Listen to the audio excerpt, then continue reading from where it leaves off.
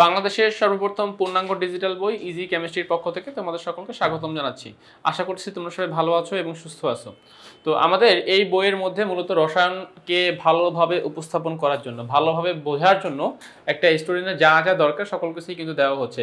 আমরা তোমাদেরকে 2018 সাল থেকে 2025 সাল পর্যন্ত বোর্ড যে সৃজনশীল প্রশ্ন, সেই সৃজনশীল প্রশ্ন সমাধান করে দিচ্ছি, ইনক্লুডিং কিউআর কোড। অর্থাৎ প্রত্যেকটা পর্বের সাথে তোমাদেরকে কিউআর কোড দিয়ে দেওয়া হচ্ছে, যাতে করে একজন শিক্ষার্থী এই ভিডিওগুলো দেখলে সে যেন খুব সহজেই বুঝতে পারে যে তার কোন অংশের সমস্যা এবং সেই অংশের সমাধান কি। আমরা এমসিকিউ প্রশ্ন দিচ্ছি, আমরা ক খ এর সাজেশন দিচ্ছি, প্লাস ক খ দিচ্ছি, যেগুলো খুব ইম্পর্টেন্ট, ক খতে খুব বেশি পরিমাণে আসতে পারে, সেগুলো দিয়ে দিচ্ছি।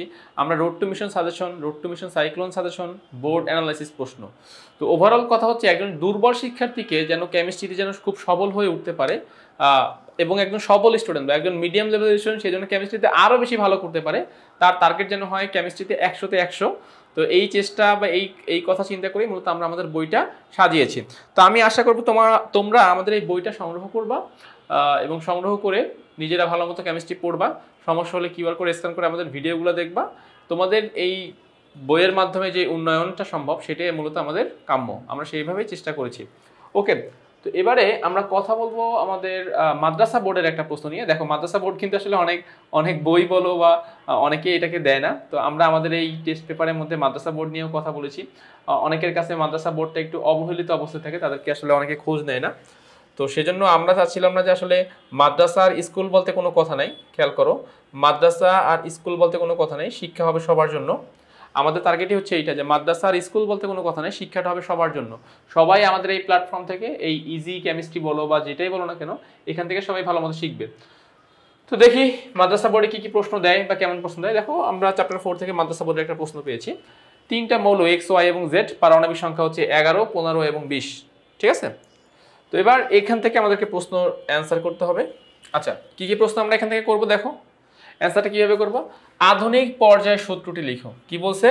আধুনিক পর্যায় সূত্রটি লিখো। তা আধুনিক পর্যায় সূত্রটা কি?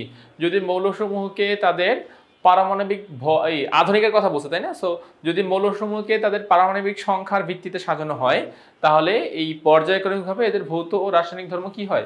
আবর্তিত হয়। দেখো, এই কথাগুলো এখানে বলছে যে যদি বিভিন্ন মৌলের ভৌত এবং রাসায়নিক ধর্ম বলে তাদের পারমাণবিক সংখ্যা বৃদ্ধি অনুসারে পর্যায়ক্রমিকভাবে আবর্তিত হয়। অর্থাৎ আমরা মৌলসমূহকে এদের পারমাণবিক সংখ্যার ভিত্তিতে যদি সাজাই, তাহলে কি ছোট থেকে বড় বা পর্যায় সংখ্যার যে পরিবর্তন বা মৌলসমূহের ধর্মের পরিবর্তন, এটি কি হয়? আস্তে আস্তে চেঞ্জ হয়ে যায়। ওকে, তো আমাদের ক নাম্বার প্রশ্ন এটা আমরা কমপ্লিট করে ফেললাম। খ নাম্বার প্রশ্ন দেখো, ম্যাগনেসিয়ামকে মৃৎ ক্ষার ধাতু বলা হয় কেন? ব্যাখ্যা করো। ম্যাগনেসিয়ামকে মৃৎ ক্ষার ধাতু বলা হয় কেন? ব্যাখ্যা করো। তো ফার্স্ট অফ অল, এটার সংজ্ঞাটা খুব সিম্পল এবং খুব সহজ। আমরা জানি যে সকল ধাতু মাটিতে পাওয়া যায় এবং পানির সাথে বিক্রিয়া করে কি উৎপন্ন করতে পারে? ক্ষার উৎপন্ন করতে পারে, এদেরকে মৃৎ ক্ষার ধাতু বলে। দুইটা শর্ত। নাম্বার 1, যে সকল ধাতু কোথায় পাওয়া যায়? মাটিতে পাওয়া যায় এবং পানির সাথে বিক্রিয়া করে ক্ষার উৎপন্ন করতে পারে এবং হাইড্রোজেন গ্যাস উৎপন্ন করতে পারে, তাদেরকে কি বলা হয়? তাদেরকে বলা হয় মৃৎ ক্ষার। কি বলা হয়? এদেরকে বলা হয় মৃৎ ক্ষার ধাতু। সো ম্যাগনেসিয়াম প্লাস 2 অণু পানি is equals to magnesium hydroxide plus hydrogen gas উৎপন্ন হচ্ছে। সো ক্ষার এবং হাইড্রোজেন গ্যাস মিলে কি উৎপন্ন হচ্ছে? মৃৎ ক্ষার ধাতু। কি উৎপন্ন হচ্ছে?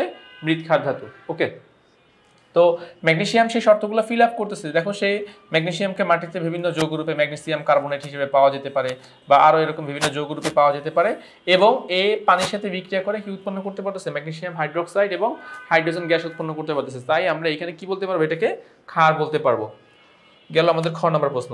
চলো আমরা গ নম্বর প্রশ্ন যাই। উদ্দীপকের ওয়াই মৌলের ইলেকট্রন বিন্যাস করে পর্যায় সারণীতে অবস্থান নির্ণয় করো। এই যে আমাদের এখানে 3টা পরমাণু দিয়েছে, এক্স, ওয়াই এবং জেড, তাহলে এই ওয়াই যে মৌলটা আছে, ওয়াই মৌলের ইলেকট্রন বিন্যাস করে আমাকে পর্যায় সারণীতে এর অবস্থান নির্ণয় করতে হবে। অর্থাৎ ওয়াই মৌলের গ্রুপ কত হবে, পর্যায় কত হবে, এগুলো আমাকে এখান থেকে বের করতে হবে।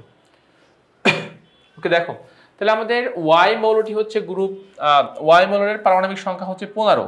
তার মানে ওয়াই মৌলটি কি বলতো? ফসফরাস, তাই না? Sodium, magnesium, aluminium, silicon, phosphorus. তাহলে ওয়াই হচ্ছে ফসফরাস। এবারে ফসফরাসের গ্রুপ আর পর্যায় কত হবে? তো এখানে আমাদের এই যে ইলেকট্রন বিন্যাসের দেখো উপরের এই লাইনটা আর করা দরকার নেই, কারণ এটার জন্য আসলে কোনো সিস্টেম, কোনো ব্রেক হচ্ছে না। আমাদের যে আউফ বা নীতি অনুযায়ী যে ইলেকট্রন সংখ্যার যে অরবিটাল সংখ্যার একটু মধ্যে ব্রেক ডাউন হয়, লাইক আমরা 4s এ আগে ইলেকট্রন দিই 3d এর থেকে, তো এরকম কোনো ঘটনা ঘটতেছে না। So 1s2 2s2 2p6 3s2 3p3। তো আমি একটা কথা বলছিলাম যে আমরা দেখবো যে সর্বশেষ কক্ষপথে এস আর পি আছে কিনা একসাথে। তাহলে এস আর পি এখানে একসাথে আছে, তাহলে এদের ক্ষেত্রে কি হবে, এস এর ইলেকট্রন নাও 2টা, পি এর ইলেকট্রন নাও 3টা, যোগ 10 = 15। তাহলে এই মৌলের ফসফরাস মৌলের গ্রুপ কত, 15।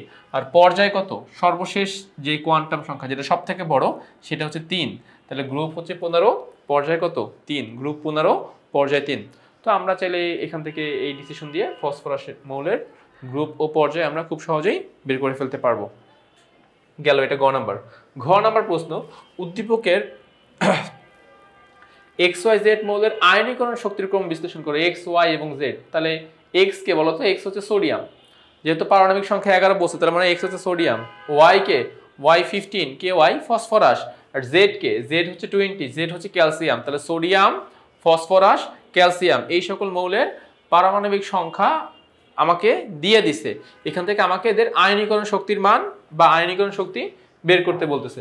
ওকে, তো দেখো আমরা এখান থেকে কি করতে পারি, ঘ নাম্বার প্রশ্ন, আমরা এখন এই ঘ নাম্বার প্রশ্নের উত্তর দেখার চেষ্টা করব।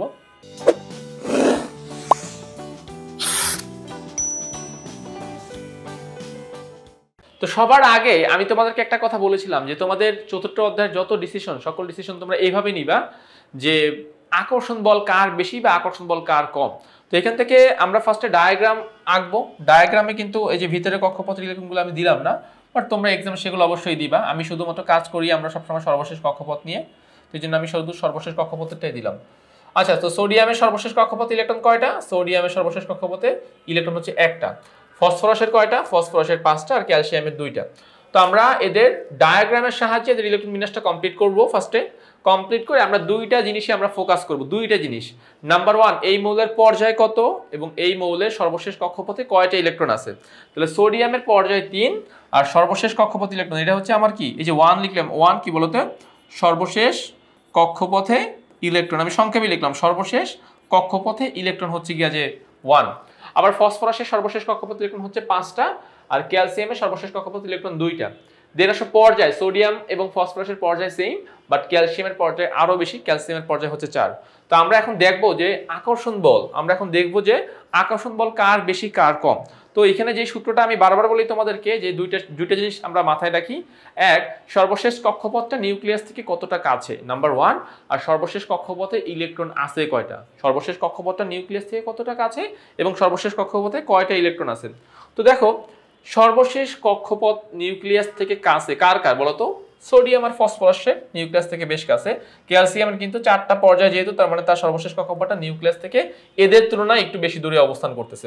ওকে, এবারে যেহেতু এদের দুজনেরই সর্বশেষ কক্ষপথ নিউক্লিয়াস থেকে সেম অবস্থানে আছে, তাহলে আমরা এবার যাব কার সর্বশেষ কক্ষপথে ইলেকট্রন সংখ্যা বেশি। তাহলে ফসফরাসের সর্বশেষ কক্ষপথে ইলেকট্রন সংখ্যা বেশি, ফসফরাসের সর্বশেষ কক্ষপথে ইলেকট্রন আছে 5টা, আর সোডিয়ামের সর্বশেষ কক্ষপথে ইলেকট্রন আছে 1টা। তাহলে ফসফরাস দুইটা দিক থেকেই স্যাটিসফাইড। নাম্বার 1, সে তার সর্বশেষ কক্ষপথে বেশি সংখ্যক ইলেকট্রন রাখতেছে 5টা, আর নাম্বার 2, তার সর্বশেষ কক্ষপথটা মোটামুটি ভাবে কাছে, পর্যায় 3। তাহলে সব থেকে বেশি আকর্ষণ বল তৈরি করতে পারবে কে, ফসফরাস। তারপরে কে, তারপরে হচ্ছে সোডিয়াম, কেননা তারও পর্যায় 3, বাট তার সর্বশেষ কক্ষপথ ইলেকট্রন হচ্ছে 1টা। তাহলে সেকেন্ড পজিশনে থাকবে সোডিয়াম আকর্ষণ বলের দিক থেকে। আর সব থেকে কম আকর্ষণ বল তৈরি করবে ক্যালসিয়াম, কারণ সে অলরেডি অনেক দূরে তার সর্বশেষ কক্ষপথটা, এবং সর্বশেষ কক্ষপথে আহামরি যে খুব বেশি ইলেকট্রন আছে এমনটাও না, 2টা। তাহলে সে দুই দিক থেকেই পিছানো, তার সর্বশেষ কক্ষপথে ইলেকট্রন সংখ্যাও কম, প্লাস তার সর্বশেষ কক্ষপথটা নিউক্লিয়াস থেকে অনেক দূরে। এই জন্য সব থেকে কম আকর্ষণ বল তৈরি করবে হচ্ছে ক্যালসিয়াম। তাহলে আকর্ষণ বলের ভিত্তিতে ফসফরাসটা সবার আগে, সোডিয়ামটা তারপরে, ক্যালসিয়াম তারপরে। এবারে আসো আয়নীকরণ শক্তি কি, মনে আছে তো সংজ্ঞা, তাই না, যে গ্যাসীয় অবস্থায় কোনো মৌল থেকে আমরা ইলেকট্রন ত্যাগ করাবো, এই ইলেকট্রন ত্যাগ করতে যেই পরিমাণ শক্তি আমাকে দিতে হবে সেই শক্তির মানই হচ্ছে ওই মৌলের জন্য আয়নীকরণ শক্তি। তো এখানে যার আকর্ষণ বল বেশি তার আয়নীকরণ শক্তি বেশি হবে, কেননা সে তো ওই ইলেকট্রনটা ত্যাগ করতে চাচ্ছে না। ফলে তার কাছ থেকে যদি আমরা ইলেকট্রন আনি, অনেক বেশি পরিমাণ শক্তি দিয়ে আমাকে ইলেকট্রনটা আনতে হবে, এবং অনেক বেশি শক্তি দেওয়া মানে কি আয়নীকরণ শক্তির মান বেড়ে যাবে। আবার যার আকর্ষণ বল কম তার আয়নীকরণ শক্তির মানও কম, কেননা তার যেহেতু আকর্ষণ বলের মানটা কম, তাহলে অবশ্যই আমরা কম শক্তি প্রয়োগ করে কি করতে পারবো, তার থেকে ইলেকট্রনটা বের করে নিয়ে আসতে পারবো। এজন্য দেখো আকর্ষণ বলের সাথে আয়নীকরণ শক্তি কি, কোন রিলেশনে আছে, সমানুপাতিক রিলেশনে আছে, সমানুপাতিক রিলেশন।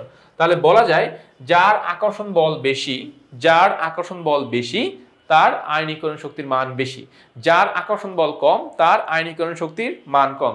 তাই সেই হিসাবে এই যে তিনটা পরমাণু সোডিয়াম বা এক্স, ফসফরাস বা ওয়াই, ক্যালসিয়াম বা জেড, এদের মধ্যে সব থেকে বেশি আয়নীকরণ শক্তির মান হবে ওয়াই এর, তারপরে এক্স এর, তারপরে জেড এর। আর এটার মূল বিষয়টাই হচ্ছে আকর্ষণ বল।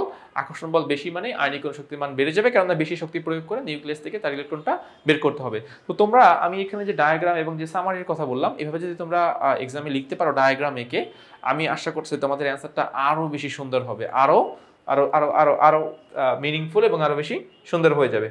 ওকে, তো তাইলে আমরা এখান থেকে তাহলে আমাদের ঘ নাম্বার যে প্রশ্ন ছিল যে উদ্দীপকের এক্স, ওয়াই ও জেড মৌলের আয়নীকরণ শক্তির ক্রম বিশ্লেষণ করতে বলছিল, তো আমরা কিন্তু এখান থেকে এই অ্যান্সারটুকু আমরা সম্পূর্ণ করে ফেললাম এবং আমি আশা করছি তোমরা এইটুকু অ্যান্সার খুব সুন্দরভাবে বুঝতে পেরেছো। তাইলে আমাদের এই পর্বটিও শেষ হয়ে গেল। দেখো এখানে কিন্তু সকল কিছুই টু দ্য পয়েন্ট ব্যাখ্যা সহকারে বিশ্লেষণ সহকারে তোমাদেরকে বোঝানো হচ্ছে। এক্সাম হলে আমি হয়তো বা ঘ বা গতে অনেক বেশি কথা লেখা দরকার হয় বাংলায়, বা অনেক বেশি না হলেও মিডিয়াম সাইজের কথা লেখার দরকার হয়, যেটা লিখলাম না, কিন্তু কি পয়েন্টগুলো কিন্তু তোমাদেরকে এখানে মুখে বলে দিলাম, যেটা তোমরা বুঝতে পেরেছো। তোমরা যদি এক্সামে তোমাদের অ্যান্সারটুকু ঠিক এভাবে সাজিয়ে লিখতে পারো, আশা করছি তোমাদের আর কোনো কি হবে না, সমস্যা হবে না। তো সেই আশা রেখেই আজকের পর্বটি আমি এখানে শেষ করতেছি। সবাই ভালো থাকো, সুস্থ থাকো, আল্লাহ হাফেজ।